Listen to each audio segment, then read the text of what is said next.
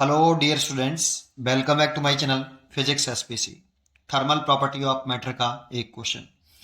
Temperature difference of 120 degree Celsius is maintained between two ends of uniform rod AB of length 2L।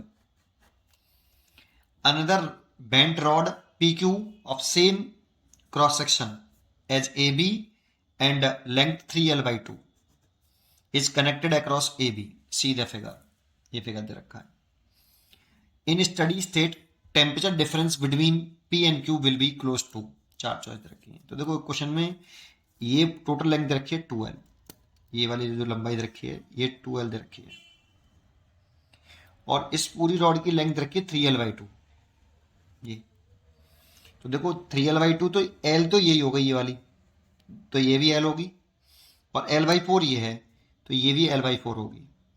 L/4 plus L/4 L/2 और L/2 plus L 3L/2। ठीक है, और ये हो जाएगी आपकी L/2 ये वाली भी। ठीक है, और एक क्वेश्चन में दे रखा है कि टेम्परेचर डिफरेंस TA माइनस के TB, ए और बी का जो डिफरेंस है टेम्परेचर का वो 120 डिग्री सेल्सियस दे रखा है। मैंने TA को बड़ा मान लिया है TB से, तभी प्लस का लिख रहे हैं, डिग्री सेल्सियस दे रखा है। और TP माइनस TQ ये हमसे पूछा है कि इन स्टडी स्टेट में temperature difference between P and Q will be close to, ये हमसे पूछ रहा है। देखो इसमें जो फॉर्मूला यूज हो रहा है, पहले इस फॉर्मूले को लिख लेते हैं। अगर ये रॉड है और रॉड की लेंथ L है, एरिया क्रॉस सेक्शन A है और थर्मल कंडक्टिविटी K, इस एंड का टेम्परेचर TH और इस एंड का टेम्परेचर TL। तो हीट करंट जो फ्लो करती है, हीट करंट फ्लो करती है वो high temperature to low temperature, heat current. तो हीट करंट का फॉर्मूला होता है heat current IH, rate of flow of heat energy, ये rate of flow of heat energy. ठीक है, dQ/dt is equal to KA temperature difference TH minus TL over L। इसको ऐसे भी लिख सकते हैं IH बराबर K को नीचे ले आओ, TH minus TL over L upon KA, और इस L अपॉन के की जगह लिख सकते हैं TH माइनस के TL over thermal resistance RT। ये इसमें RT थर्मल रेजिस्टेंस है, इसका फॉर्मूला होता है L अपॉन KE।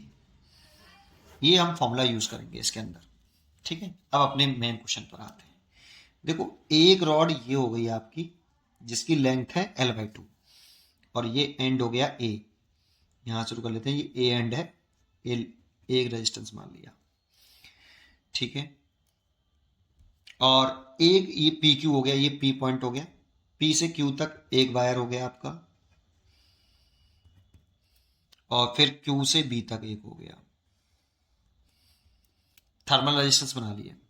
अब देखो इसकी लेंथ कितनी है बेटा, इसकी PQ वाले की L लेंथ है, तो थर्मल रेजिस्टेंस का फॉर्मूला लगाओ। तो इसका रेजिस्टेंस हो जाएगा, थर्मल रेजिस्टेंस R मान लेते हैं उसका, कितना L, थर्मल कंडक्टिविटी K लेट कर ली, और एरिया क्रॉस सेक्शन सबका सेम है, same cross section area word use किया है। ठीक है, तो KA। अब यहाँ पे जानकारी नहीं है कि मटेरियल सेम है कि नहीं, तो सबका रॉड, सारी रॉड एक ही मटेरियल की मान लें, थर्मल कंडक्टिविटी सेम लेके चलेंगे। ठीक है, L अपॉन KA। इसका इस PQ वाले का थर्मल रेजिस्टेंस हो गया ये वाला। अब इसका लिखें तो इसका रेजिस्टेंस होगा L/2, लेंथ हो गई L/2, लेंथ की जगह पे L/2, थर्मल कंडक्टिविटी सेम है K, और एरिया ऑप्शन भी सेम है A। तो देखो L अपॉन K की जगह लिख सकते हैं R, तो इसका रेजिस्टेंस हो जाएगा कितना, L अपॉन K की जगह पे R लिख दो तो R/2।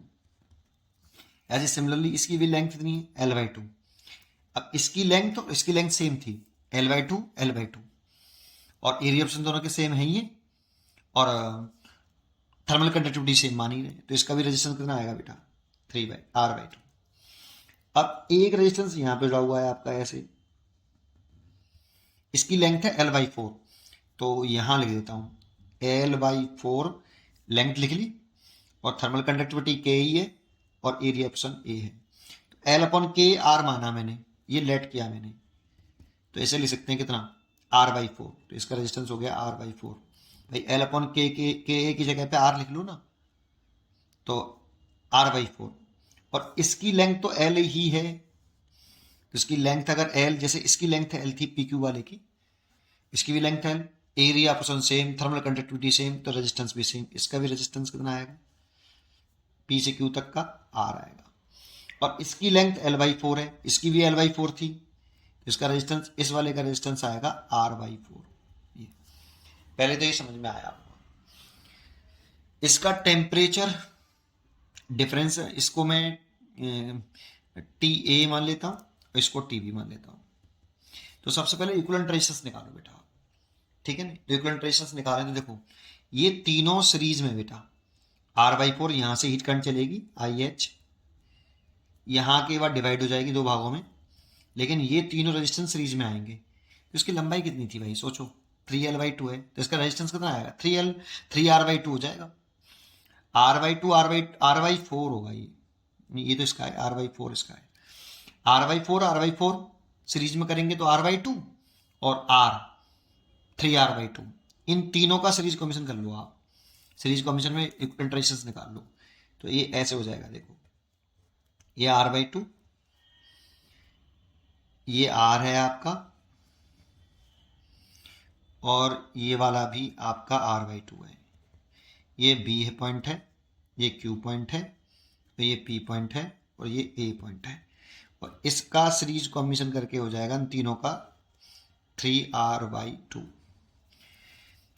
R/4 सीरीज कॉम्बिनेशन करोगे R डैश बराबर R/4 plus R plus R/4, यहां से 4 एलसीएम ले लोगे तो R प्लस 4R प्लस आपका R, तो ये हो जाएगा 6R/4, और काट दोगे तो 3R/2 आ जाएगा, जो कि मैंने लिखा है 3R/2। अब ये और ये किस में है, पैरेलल में है, क्योंकि हीट करंट ऐसे आ रही होगी, दो भागों में डिवाइड हुई होगी, इधर और इधर, ये दोनों पैरेलल में है, तो इन दोनों का पैरेलल कॉम्बिनेशन कर लो। तो इन दोनों को आप पैरेलल में कनेक्ट कर लो, तो ये डायग्राम बन जाएगा कुछ इस तरह से।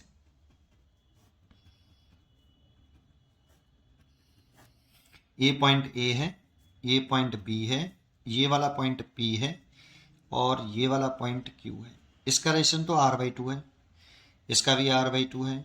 इन दोनों का करके कितना आएगा, पैरेलल कॉम्बिनेशन में है, तो 1/R double dash is equal to 1/R plus 1/3R/2 ऊपर पहुंच जाएगा बेटा। पैरेलल में कर लो बेटा इसको, R को 3R/2 को, तो यहाँ से 3R एलसीएम ले लो, तो यहाँ तो 3 प्लस यहाँ 2, तो 5/3R 1/R डबल डैश, तो R डबल डैश आ गया 3R/5, 3R/5, तो इसका आ गया 3R/5। अब ये तीनों सीरीज में है, तो टोटल रेजिस्टेंस लगेगा बेटा पूरे का, ये A पॉइंट है, ये B है, ये तीनों सीरीज में है, तो R इक्वलेंट कितना आ गया, R/2 plus 3R/5 plus R/2, ये तो हो गया। तो ये तो R/2 प्लस R/2 तो R हो गया, R/2 प्लस R/2 R हो गया, प्लस 3R/5, 5 एलसीएम ले लूँ तो 5R प्लस 3R, तो 8R/5, तो इक्विवेलेंट रेजिस्टेंस आ गया 8R/5। इसका टेम्परेचर कितना था, TA, इसका टेम्परेचर कितना था, TB। अब फॉर्मूला लगा लो आप हीट करंट का, इसमें हीट करंट निकाल लो IH, ठीक है, इसमें भी हीट करंट देखो IH रहेगी, सीरीज में तो सब में सेम होगी, इसमें हीट करंट ऐसे, इसमें भी IH, इस पूरे में हीट करंट सेम रहेगी। इनका कॉम्बिनेशन करके तो ये बना है डायग्राम, ठीक है, करंट लक्स की तरह से करना है बिल्कुल, ठीक है। अब हीट करंट का फॉर्मूला लगाओ, तो IH इज इक्वल टू कितना टेम्परेचर डिफरेंस है, देखो ये लगाओ, ये वाला formula, IH is equal to TH minus TL/RT, thermal resistance, तो TH तो TA है और ये TB है, ओवर थर्मल रेजिस्टेंस कितना निकाला पूरा, R इक्वलेंट 8R/5, और ये दे रखा है हमें TA माइनस के TB 120 डिग्री सेल्सियस, ये 120 डिग्री सेल्सियस हो गया, और 5 ऊपर पहुंचा लिया, ये 8R हो गया। इतनी हीट करंट आई पहले। अब एक बात बताओ, इस P से Q में भी जो हीट करंट है वो IH ही तो है। IH, इसमें भी सीरीज में IH ही रहेगी।